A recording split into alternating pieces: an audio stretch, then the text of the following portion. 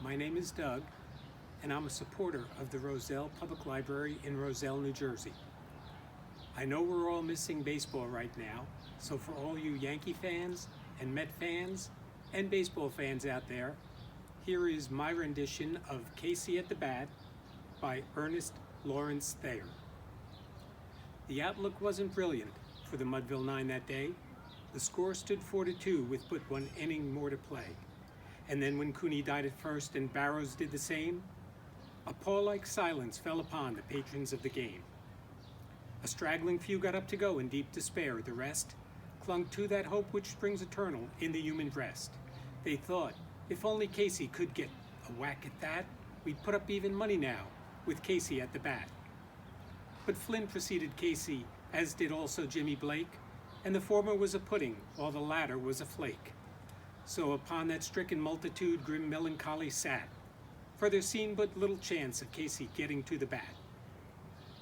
But Flynn let drive a single to the wonderment of all, and Blake, the much despised, he tore the cover off the ball. And when the dust had lifted and men saw what had occurred, there was Jimmy safe at second and Flynn a huggin' third.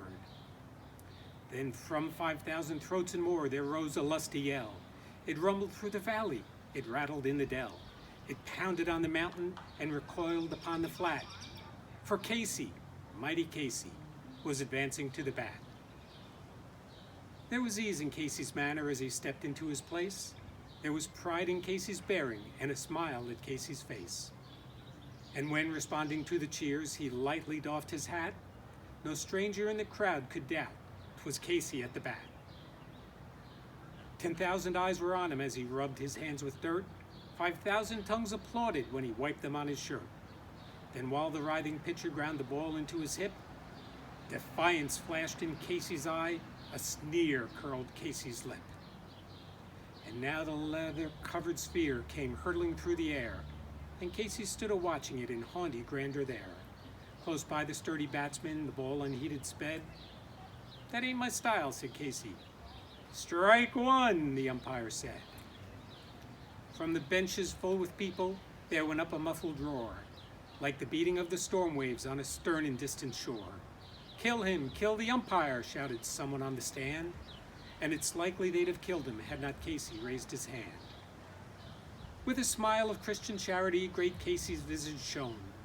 He stilled the rising tumult. He bade the game go on. He signaled to the pitcher, and once more the dun sphere flew. But Casey still ignored it, and the umpire said, "Strike two." "Fraud," cried the maddened thousands, and echo answered fraud. But one scornful look from Casey, and the audience was awed. They saw his face grow stern and cold, they saw his muscles strain, and they knew that Casey wouldn't let that ball go by again. The sneer is gone from Casey's lip, his teeth are clenched in hate. He pounds with cruel violence his bat upon the plate. And now the pitcher holds the ball, and now he lets it go. And now the air is shattered by the force of Casey's blow. Oh, somewhere in this favored land the sun is shining bright. The band is playing somewhere, and somewhere hearts are light. And somewhere men are laughing, and somewhere children shout. But there is no joy in Mudville. Mighty Casey has struck out.